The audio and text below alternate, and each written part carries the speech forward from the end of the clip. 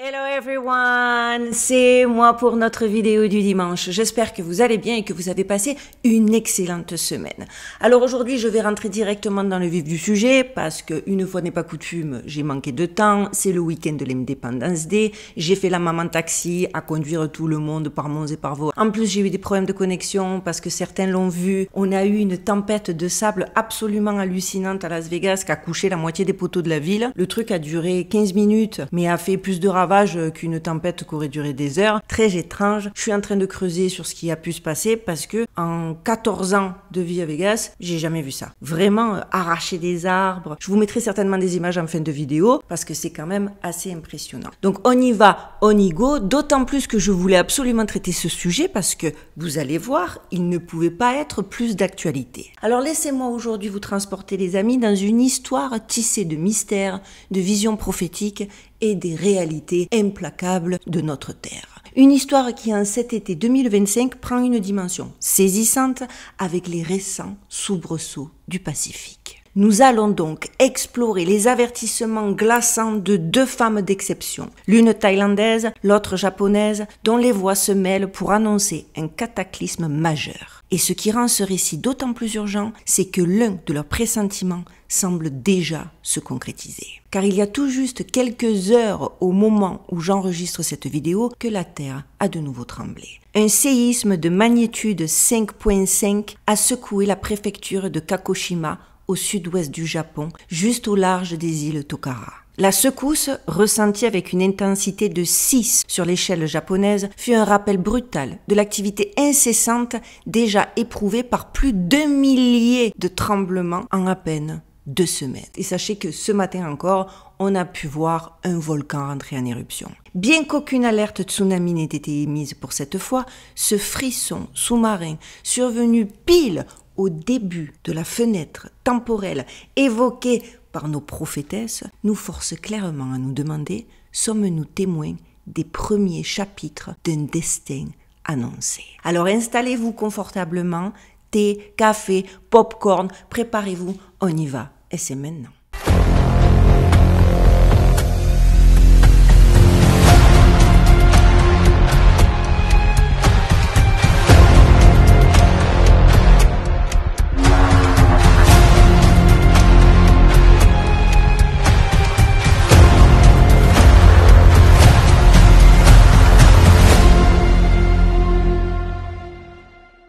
Ça faisait un moment que je voulais faire cette vidéo, pour être tout à fait honnête, ça faisait partie de mes sujets de secours, mais quand j'ai vu l'activité sismique du Japon, je me suis dit, ne tarde plus, c'est now or never. Alors notre première figure est Morplay de Thaïlande, Navaracha Pinitlokakorn de son vrai nom. Cette docteure est bien plus qu'une femme de science, elle est une médium, une passerelle entre notre monde et les royaumes spirituels selon ses propres mots. Depuis 2010, elle perçoit les esprits, converse avec les divinités et affirme même avoir reçu des enseignements sur la divination des mains d'une entité qu'elle décrit comme ressemblant à Yama, le roi des enfers. Morplay ne prédirait pas, elle transmet. Elle serait une porte-parole du divin, se sentant même contrainte, voire réprimandée, si elle ne délivre pas les messages qu'elle reçoit clairement, parfois sous forme de voix, parfois d'images plus ou moins nettes. Déjà, une question fondamentale se pose ici, qui moi m'a surprise. La meuf, elle dit qu'elle a reçu son enseignement des mains d'un dieu de l'enfer nommé Yama, et en même temps, dans la même phrase, elle nous parle de divinité et de messages divins. Alors, comment peut-elle prétendre délivrer un message divin si son nom provient d'une figure associée aux enfers? Ça a été ma première réaction. Je me suis dit, qu'est-ce que c'est que ça?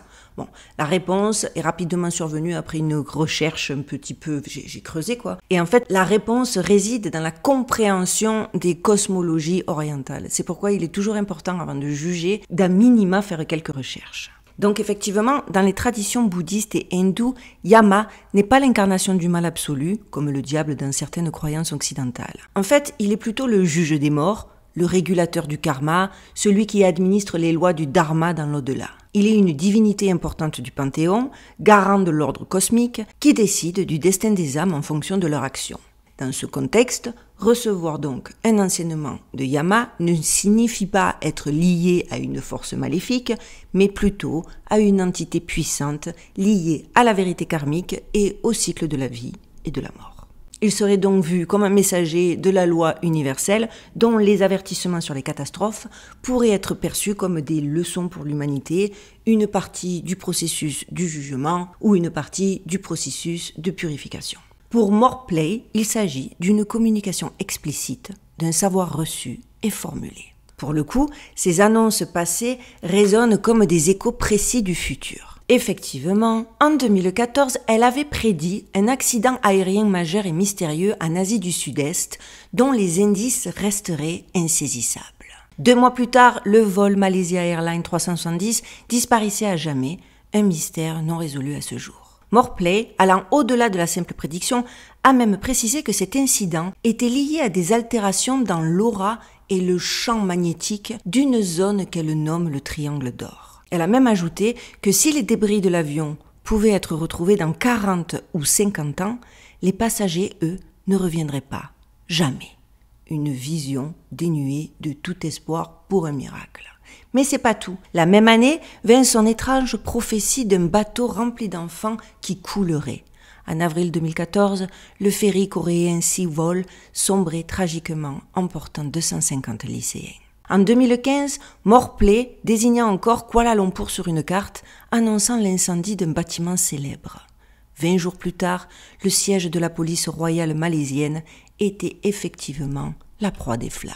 Plus récemment encore, fin 2024, elle a clairement reçu le message d'un tremblement de terre au Myanmar pour mars-avril 2025. Ce séisme, précisait-elle, affecterait le nord de la Thaïlande et ferait trembler les immeubles de Bangkok. En mars 2025, la terre a bel et bien tremblé, comme annoncé, confirmant une fois de plus ses dires. Et enfin, en avril 2025, elle a défié la saison sèche en prédisant des inondations et des incendies pendant le festival de Songkran, la fête de l'eau. Contre toute attente, la pluie est tombée et des crues éclairs ont frappé, validant une nouvelle fois ces mots. Face à un tel historique, ces avertissements qui ont suivi pour juillet-août 2025 ont de quoi nous glacer le sang. Morplay entrevoit une catastrophe de type tsunami en Thaïlande causée par des fluctuations de la mer ou de la terre. Et plus globalement, une catastrophe mondiale avec des éruptions volcaniques. Elle désigne explicitement le Japon et l'Indonésie, regardez qui est là pour nous faire un petit coucou, comme les épicentres de ce désastre, parlant d'un anneau de volcans sous-marins qui se réveillerait, les petits précédant le grand, pour générer des tsunamis dévastateurs. Elle prophétise même des changements majeurs à Bangkok, les habitants fuyant les gratte-ciels devenus dangereux, les bureaux gouvernementaux relocalisés et une économie thaïlandaise en souffrance. À une échelle beaucoup plus vaste encore, elle a vu, il y a plus de 10 ans, que dans 70 ans, la carte de la Terre serait bouleversée, ne laissant qu'un tiers des terres émerger, une vision étrangement similaire à celle du non moins célèbre Edgar Cayce. Alors pour ceux qui ne le sauraient pas, Edgar Cayce est un célèbre médium américain qui a délivré des milliers de lectures, puisque lui il appelait ça des readings, alors qu'il était en état de transe. Beaucoup de ces lectures concernaient des changements terrestres majeurs qu'il prédisait pour la période allant de 1958 à 1998. Certains interprètent donc cela comme le début d'un cycle qui se poursuivrait bien au-delà des dates données. Ces visions, qu'est-ce qu'elle fait l'autre ? Je vois pas ce qu'elle fait dans le... Ah, elle se rapproche. Pardon.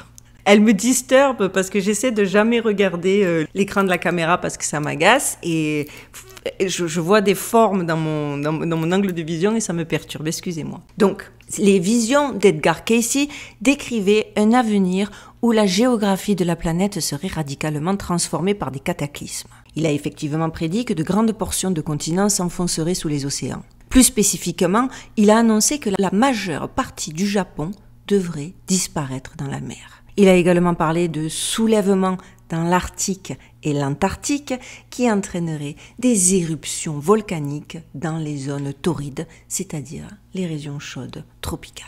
Ces bouleversements mèneraient à un déplacement d'épaule modifiant les climats mondiaux. Et vous savez que ça fait un moment qu'on en parle et que ce sujet tourne en boucle un petit peu partout et aussi sur ma chaîne puisque j'ai fait plusieurs vidéos sur le sujet. La similarité donc entre ces visions séparées par des décennies et des cultures différentes suggère pour certains une vérité sous-jacente ou un message cosmique plus large que ces figures prophétiques reçoivent de différentes manières.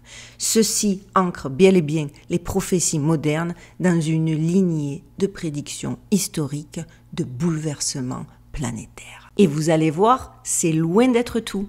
Si Morplay canalise les messages des royaumes divins, une autre femme de l'autre côté de la mer, au Japon, perçoit quant à elle l'avenir d'une manière radicalement différente.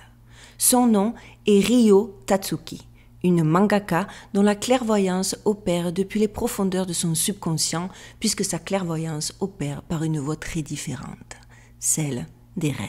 Elle n'est pas une réceptrice consciente des messages divins, mais une oracle inconsciente, dont le subconscient semble anticiper l'avenir par des visions oniriques. Depuis les années 1980, elle consigne méticuleusement ses rêves dans ce qu'elle appelle son journal intime, découvrant qu'ils se réalisent souvent par multiples de 5 ans, de 5 jours ou de 5 mois.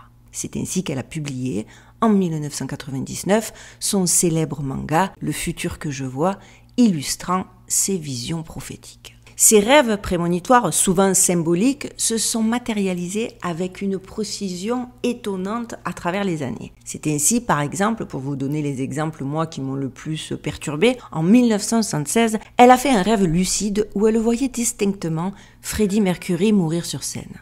Ce n'était pas une vague impression, mais une scène frappante qu'elle a consignée. Ce qui rend cette vision prophétique, c'est que 15 ans plus tard, jour pour jour, le 24 novembre 1991, Freddie Mercury décédait. La concordance de ce délai précis, donc encore une fois je vous l'expliquais, un multiple de 5, un schéma récurrent dans ces visions, vous allez le constater par la suite, fut un premier signe puissant pour Tatsuki que ses rêves n'étaient pas de simples divagations.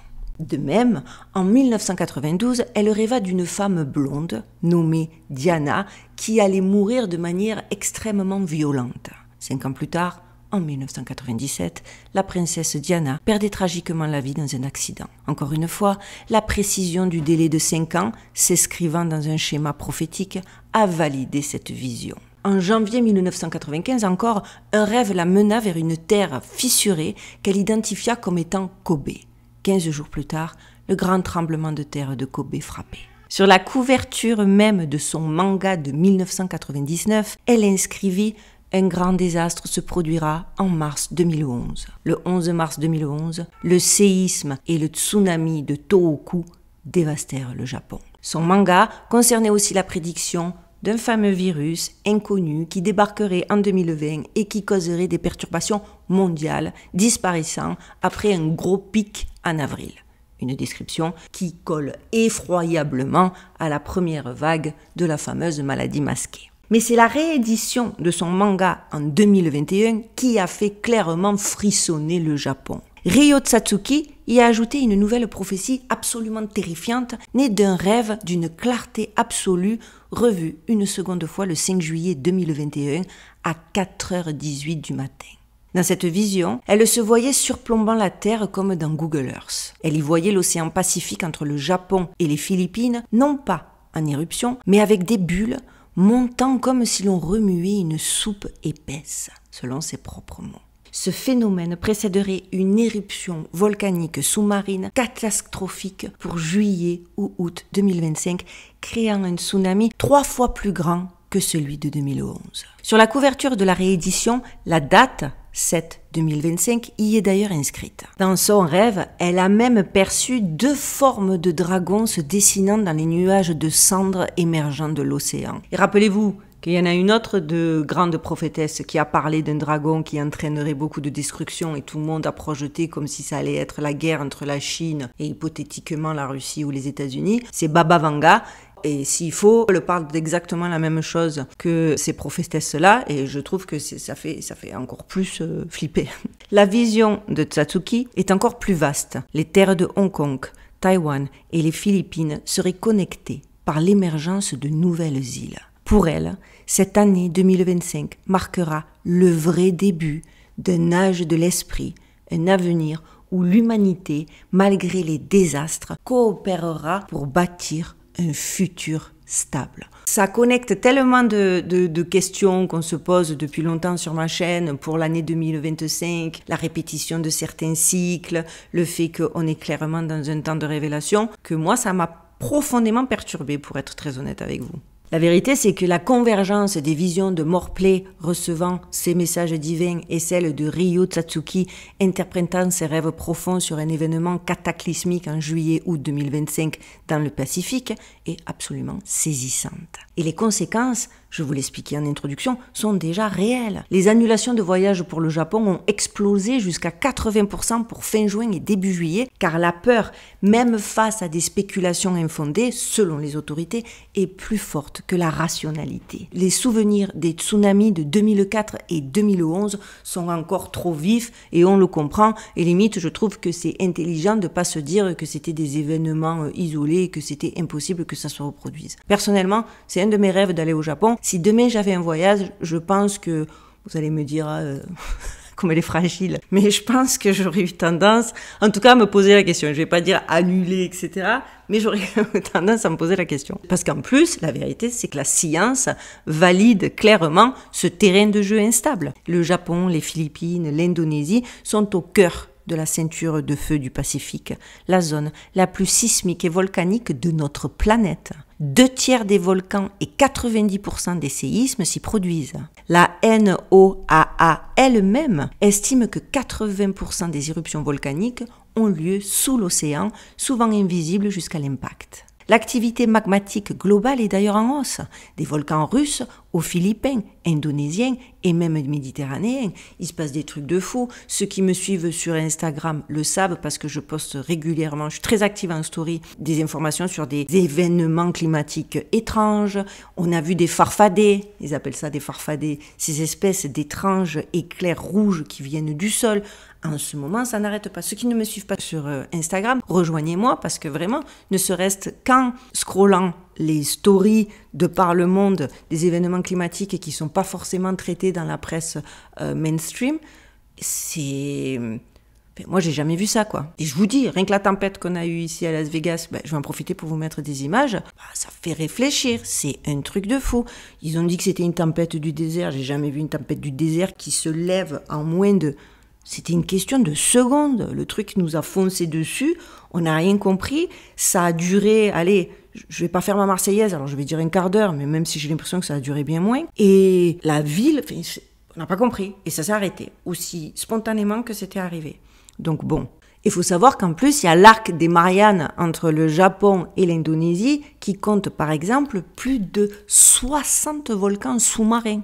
Je veux dire, le terrain, il est prêt, là. Effectivement, s'il y a un truc de fou qui doit se passer, c'est là-bas et nulle part ailleurs, quoi. Et quant à la Ryo Satsuki, elle va encore même plus loin. Elle a carrément prédit un autre désastre majeur pour le Japon, à savoir un méga séisme de Nankai et un tsunami qui affecteront la préfecture de Kanagawa entre juin et septembre 2026. Ces séismes qu'elle prévoit d'une magnitude de 8 ou 9 se produiraient le long de la fosse de Nankai tous les 100 ans environ. Les derniers étant en 1944 et 1946, ça a quand même pas mal de sens.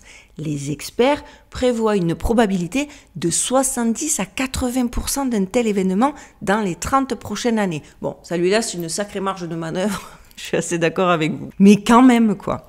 Satsuki, elle-même, preuve de sa conviction, prévoit de quitter Kanagawa avant juin 2026, exhortant chacun à évacuer en cas de séisme majeur, même dans les zones historiquement épargnées. Bref, ça fait quand même réfléchir. Alors moi j'ai une question, que devons-nous en conclure? Que l'on croit en la communication spirituelle directe ou au murmure d'un subconscient aurinique, la convergence de ces prophéties est quand même pas mal troublante. Le séisme de 5.5 au large des îles Tokara, survenu, je vous le disais, en ce début juillet, il y a des séismes, ça fait 2 semaines en vrai, n'est peut-être qu'un prélude, un rappel que la Terre s'agite. Peut-être que ça va en rester là, Mais devant ces prédictions, on a de quoi en tout cas s'y attarder 2 secondes. Dans ce contexte, j'estime qu'on ne peut pas s'empêcher de penser à cette image saisissante du texte original de Tatsuki. Le truc, c'est que les gens ne comprennent pas que dans le cadre des prédictions, les dates, il y a toujours un délai. Même si elles vont donner des dates, en vérité, il faut bien que vous compreniez que oui, elles font des prédictions, mais qu'elles le sont peut-être pas à l'heure et à la microseconde près. Moi, il y a un truc qui m'inquiète, je me suis dit, imagine, comme la plupart croient que ça va se passer le 7 juillet. Il y a 2 groupes. Comme la date sur le manga, c'est 7 2025, il y en a qui disent que le 7, c'est pour le mois de juillet, d'autres qui disent que le 7, c'est le 7 juillet, et d'autres encore qui disent que non, qu'en fait, quand tu lis le manga, tu te rends compte que c'est juillet-août, sans garantie de date précise, mais sur cette période absolument. Et c'est assez perturbant. De toute façon, ma vidéo, on va bien voir. Soit en commentaire, on va rigoler parce qu'on sera le 7 juillet et on se dira que le 7 juillet, bon ben voilà, encore une prédiction qui tombe à l'eau, malgré toutes les fois où c'est tombé juste. Ou j'aurais tendance à dire, montrons-nous prudents et attendons de voir jusqu'à fin août, histoire que ce soit pas le deuxième groupe qui a eu raison. Parce que moi, j'ai pas envie de me dire que les gens, ils vont souffler dès le 5 juillet, parce que rien ne va se passer, qu'ils vont aller refarnienter à la plage, qu'ils vont tous pousser un soupir de soulagement, que les scientifiques, ils vont commencer à se moquer et à admonester la crédulité, que les plages vont se remplir, je le disais encore, de familles insouciantes, et puis d'un coup, un jour, fin juillet, début août, ils entendent l'océan rugir, voient les eaux bouillir, et c'est la cata. Donc on va se montrer quand même, voilà, on est dans l'expectative, on est curieux. Je préfère en rire là pour l'instant parce que j'ai envie de me dire que ça va tomber à plat, mais soyons prudents, d'accord? Parce que qu'il s'agisse des voies spirituelles de Morplay ou des rêves profonds de Ryo Tatsuki, un avertissement nous est lancé alors que notre planète entre clairement, je le répète, dans un nouveau cycle. Il ne s'agit bien évidemment pas de paniquer, mais d'écouter, d'observer et de rester ouvert aux signes qui viennent des profondeurs de la Terre ou des mystères de l'esprit. Je pense qu'il n'est jamais bon de juger à l'emporte-pièce, parce qu'il y en a plein là, les moqueurs, c'est n'importe quoi, vous êtes des imbéciles, parce que ça, il y en a souvent en commentaire. Bon, ben vous là, les détenteurs du savoir absolu, des fois qui me disent des énormités qui me font doucement glousser, calmez-vous, hein, ne criez pas trop vite victoire, et on y reviendra, je pense, allez, soyons fous, début septembre. J'attends de lire vos commentaires avec impatience, à part ceux des négatifs. Je le répète, je sais, certains d'entre vous n'aiment pas trop que je parle des haters qui sont de plus en plus présents, omniscients et agaçants, mais moi j'estime que oui, il faut dénoncer, parce que si on l'avait fait avant de dénoncer toutes ces petites mesquineries et ces gens imbus de leur personne, bien à l'abri derrière leur ordinateur, qui se permettent de dire des horreurs sur des gens qui osent se montrer, qui osent s'exposer, je les trouve à vomir et je me dis qu'on aurait bien dû les combattre avant, parce qu'aujourd'hui, on est face à des histoires de harcèlement dans les écoles, en vrai, en pas vrai, sur les réseaux sociaux, il y a un meurtre par jour à cause de ces langues de vipères. Et moi, je suis de ceux qui les dénoncent, et plus ça va, parce que j'ai encore lu une histoire qui s'est passée dans l'école de mon fils qui m'a mis dans une rage, vous avez même pas idée, des enfants qu'on pousse à leur âge à des considérations tragiques et dans toute impunité parce que oh, faut pas relever, faut courber le dos, faut laisser passer. Non, faut pas laisser passer, ils lâchent rien, c'est des parasites les gars. Eh ben moi, je suis à 2 doigts de me demander si dorénavant, alors attention, pas ceux qui sont pas d'accord, même qui sont un peu méchants, je m'en fous, ceux qui sont agressifs, qui menacent, qui nous insultent, parce qu'ils insultent pas que moi, ils insultent ma communauté, à base vous êtes des abrutis, etc.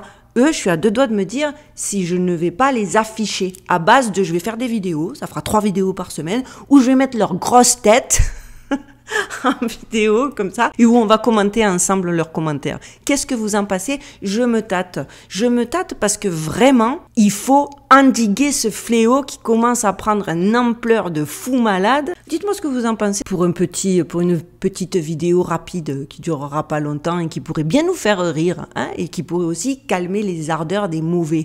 C'est comme ça. Rappelez-vous une phrase, moi, qui m'avait marqué, que j'avais lue quand j'étais adolescente. Le nécessaire des gens de mal, c'est le laisser-faire des gens de bien. Et ça, vous voyez, J'ai bien envie que ça change. Voilà, je m'arrête là parce que je pars dans tous les sens. Vous savez que pour m'aider, le mieux, le plus simple et surtout le plus proactif, c'est de liker, de commenter, de partager. Les petits nouveaux, abonnez-vous, ça vous coûte rien, ça vous prend 2 secondes, ça aide énormément la chaîne parce que plus on est nombreux, plus on est fort et ça nous intéresse pour véhiculer les vérités. Voilà, tout est dit et bien dit. Je vous souhaite de passer un excellent dimanche. On se retrouve la semaine prochaine pour nos dossiers du Mystère dit. En attendant, prenez bien soin de vous, prenez bien soin de vos proches, gardez l'œil ouvert et surtout, stay safe les amis.